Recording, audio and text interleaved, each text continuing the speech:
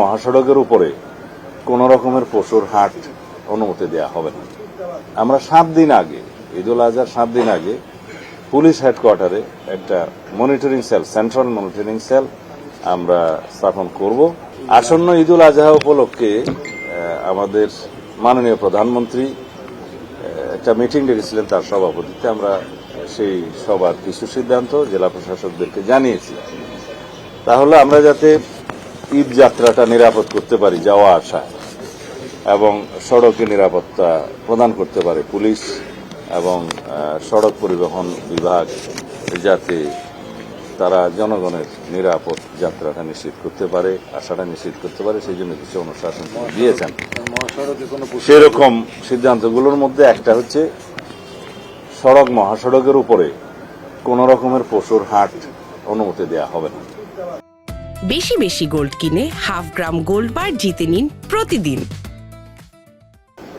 Rail লাইনের অতি সন্নিকটে কোনো পশুর হাট অনুমতি দেওয়া হবে না। আর যে সমস্ত হাটবাজারে, বড় বড় হাটবাজারে অনেক সময় দেখা যায় যে বিভিন্ন জালিয়াতি হচ্ছে, সেগুলো বডি ক্যামেরা নিয়ে পুলিশ পাহারা দিবে এবং অনেক জায়গায় জাল নোটের কিছু কারবার দেখা গেছে অতীতের অভিজ্ঞতা। সেখানে জাল নোট ভেরিফিকেশনের জন্য পুলিশের পক্ষ থেকে কিছু মেশিন সরবরাহ করা হবে। ব্যাংকগুলো সেই ব্যাপারে কাছাকাছি যেগুলো তৎপর থাকবে এবং যাতে ডিসিপ্লিন রক্ষা করা যায় সেই জন্য আরো কিছু আমরা ব্যবস্থা নিয়েছি।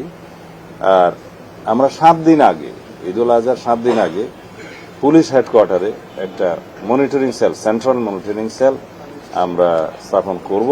সারা দেশের সাথে যোগাযোগ থাকবে, মহাসড়কগুলোকে যেখানে যেখানে ক্যামেরা আছে ক্যামেরা দিয়ে মনিটর করা হবে, আর যেখানে যেখানে নাই সেখানে আমরা যথোপযুক্ত ব্যবস্থা করব, যাতে অতীতের অভিজ্ঞতা থেকে আমরা যা শিক্ষা নিয়েছি সেগুলো অ্যাপ্লাই করে যাতে আমরা একটা নজির স্থাপন করতে পারি যে নিরাপদে আমাদের এই ঈদ যাত্রাটা এবং আশাটা নিশ্চিত করতে পারি। সেই জন্য